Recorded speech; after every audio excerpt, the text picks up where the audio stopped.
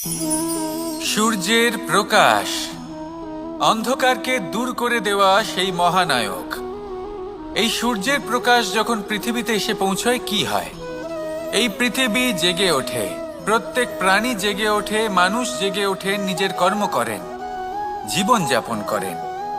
এই ঘুমের মৃতপ্রায় স্থিতি কাটিয়ে উঠে জীবন যাপন করতে শেখেন। এটাই হলো প্রভাব সূর্যের প্রকাশের। এবার এই প্রকাশ যে সূর্যের থেকে পাই তিনি কি করেন? তিনি নিজেকে জ্বালান আমাদের জীবন প্রদান করার জন্য। প্রত্যেকটা মুহূর্ত তিনি তাপ সহ্য করেন আমরা যাতে সেই প্রকাশ লাভ করি। এটাই হলো জীবনের সারমর্ম। যদি আপনিও এই সংসারে প্রকাশ ছড়িয়ে দিতে চান তাহলে আপনাকেও তপ্ত হতে হবে, নিজে জ্বলতে হবে, সেই কর্ম করতে হবে যেটা কঠিন হতে পারে কিন্তু আসলে শ্রেষ্ঠ। তবেই এই সংসারের সেবা করতে পারবেন, সংসারকে পথ দেখাতে পারবেন। নিজের অন্তরের প্রকাশ জাগ্রত করুন, তবেই সেই সকল ব্যক্তি যারা পাপের অন্ধকারে নিমজ্জিত হয়ে আছেন তারা জাগ্রত হবেন। সেই সকল ব্যক্তিকে জাগিয়ে তুলুন, প্রেরিত করে তুলুন সুখী হওয়ার জন্য যারা সুখী হতে পারছেন না। সেই সকলকে প্রেরিত করুন সাফল্য লাভের যারা সফল হতে পারছেন না। নিজের অন্তরের সূর্যকে জাগ্রত করুন, চারিদিকে শুধু প্রকাশই প্রকাশ হবে, জীবনই জীবন থাকবে, আনন্দই আনন্দ থাকবে। আর এই মন বারবার প্রসন্ন চিত্তে বলে উঠবে, রাধা রাধা। ছোটবেলা থেকেই আমি গরু চড়িয়ে অভ্যস্ত, সেই জন্য সকলে আমাকে গোপাল নামে ডাকত। কিন্তু গোপাল হয়ে আমি একটা অমূল্য শিক্ষা লাভ করেছি। আমি দেখেছি যে গৌশালাতে অনেক বাছুরের মধ্যে একটি গাই তার নিজের বাছুরকে অবশ্যই চিনে ফেলে। যেখানে সমস্ত বাছুর একই রকম দেখতে এবং প্রত্যেকের স্বরও সমান, তারপরেও সকল বাছুরের মধ্যে নিজের বাছুরকে ঠিক চিনতে পেরে যায় এবং তার সাথেই থাকে। ঠিক এইরকমই কিছুটা হয় আমাদের কর্ম এবং তার কর্মফল। আপনি সবার মাঝে থেকেও কোনো কর্ম যদি করেন, সেই কর্মফল সবার মধ্যে আপনাকে চিনে ফেলবে এবং আপনার সাথেই থাকবে। তাই যখনই কর্ম করবেন ভেবে চিন্তে করবেন।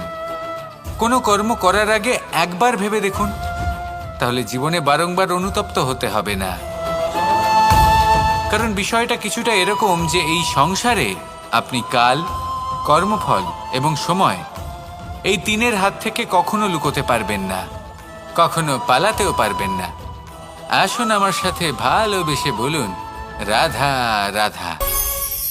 আভূষণ কার না ভালো লাগে? এই আভূষণ আমরা পরিশ্রম করি, ধন অর্জন করি আর আভূষণ কিনে থাকি, কখনো নিজের জন্য, কখনো বা তাদের জন্য যাকে আমরা ভালোবাসি, বা তাদের জন্য যাকে আমরা সম্মান করি।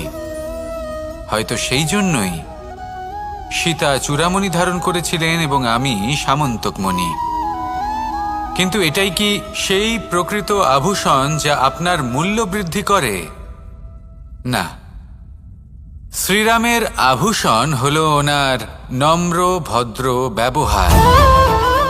মাতা সীতার আভূষণ হল ওনার সততা, ওনার নিষ্ঠা, ওনার ত্যাগ। অর্জুনের আভূষণ ছিল ওনার একাগ্রতা। রাধার আভূষণ ওনার প্রেম। এই আভূষণ কোথাও নেই, আপনার মনে আছে। যদি আপনার মনে মিষ্টতা থাকে, তা শান্ত হয়, তাতে সততা থাকে, নিষ্ঠা থাকে এবং প্রেম থাকে, তাহলে আপনার অন্য আর কোনো আভূষণের কোনো প্রয়োজন নেই।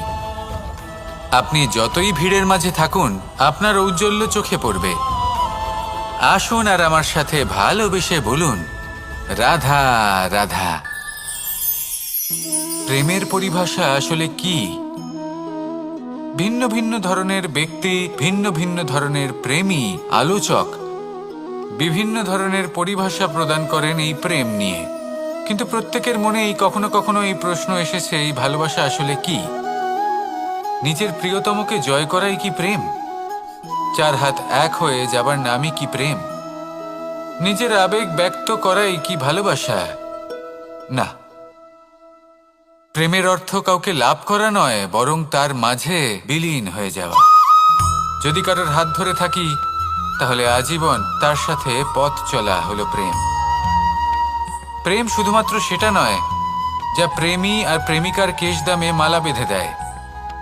মাতা পিতার জন্য দিনরাত পরিশ্রম করা, নিজের পরিবারের জন্য দিনরাত পরিশ্রম করা, সেটাও প্রেম।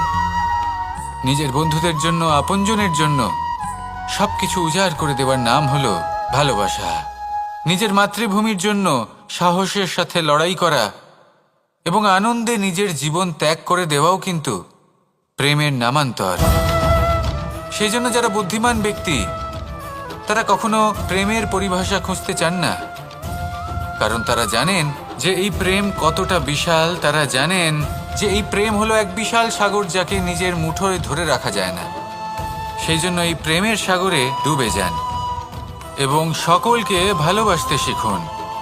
যদি সবাইকে ভালোবাসতে পারেন তাহলে তাদেরও কল্যাণ হবে যারা আপনাকে ভালোবাসে, তাদেরও কল্যাণ হবে যাদেরকে আপনি ভালোবাসেন, আর আপনারও কল্যাণ হবে। আর তখন এই মন ভালোবেসে বলবে, রাধা রাধা।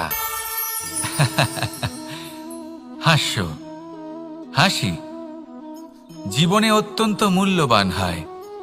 কথায় আছে যে হাসি এবং হাস্য আমাদের জীবনে ওষুধের মতো কাজ করে, আমাদের সুস্থ রাখে, আমাদের জীবনের অনুভূতিগুলিকে আরো সুন্দর করে তোলে।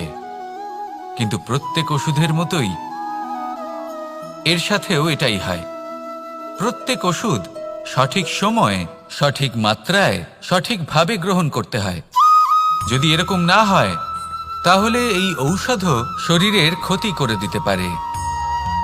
এবার আপনি ভাবতে পারেন, হাসি থেকে কিভাবে ক্ষতি হতে পারে? আপনি যদি অন্য কারোর উপরে হাসেন তাহলে হয়তো তার মনে কষ্ট হতে পারে, তার অন্তরের মিত্র হয়তো শেষ হয়ে যেতে পারে, আর অন্তরের শত্রু জেগে উঠতে পারে।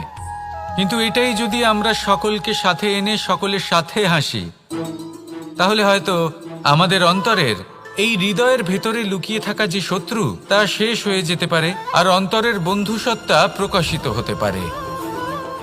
ঠিক কি না? এবার আপনাকে উদাহরণ দিই। যখন দ্রৌপদী দুর্যোধনকে নিয়ে হেসেছিল তখন তা মহাভারতের সৃষ্টির কারণ হয়েছিল। কিন্তু সেইখানেই যখন পার্থ আর মাধব একসাথে বসে মৃদুমন্দ হাসতেন তখন ধর্ম স্থাপন করা হয়েছিল। তা আপনি কি চান? কাউকে নিয়ে হেসে তাকে আঘাত করতে চান, নাকি সকলকে একসাথে এনে তাদের হাসিয়ে তুলে ধনাত্মক প্রভাব ফেলতে চান? সিদ্ধান্ত আপনার। আসুন আর আমার সাথে ভালোবেসে বলুন, রাধা রাধা। মাঝে মাঝে কিছু মুহূর্তের জন্য চোখ বন্ধ করে ধ্যানের বেদিতে বসে ধ্যান করতে চেষ্টা করুন, আর বোঝার চেষ্টা করুন যে আমরা সর্বপ্রথম কি দেখতে পাচ্ছি, কি অনুভব করছি। আপনি দেখতে পাবেন সবার আগে আপনার চোখের সামনে আপনার দুষ্কর্মগুলিকে, আপনার লুকিয়ে থাকা ক্রোধ, অন্তরের যন্ত্রণা, ভয়, নিরাশা, এই সব কিছুই সবার আগে দেখতে পাবেন আপনি। আর এই সব কিছুই আমাদের দুঃখের কারণ হয়ে ওঠে। এই সব কিছুর সারমর্ম কি? সারমর্ম শুধু একটাই, সেটা হলো এই যে আমাদের এই মন তা কিন্তু দুষ্কর্ম পছন্দই করে না। আমাদের এই মন একটা সুখময় জীবন যাপন করতে চায়, সৎকর্ম করতে চায়। তাই এটাই করুন, শুভ চিন্তা করুন, শুভ কর্ম করুন, ইতিবাচক মনোভাব নিয়ে জীবনে অগ্রসর হন। তারপর চোখ বন্ধ করে অন্তরে দেখতে থাকুন। দুঃখের আভাসই পাবেন না। এই মন প্রসন্নতা এবং প্রেমের দ্বারা পূর্ণ হবে এবং বারবার বলে উঠবে, রাধা রাধা।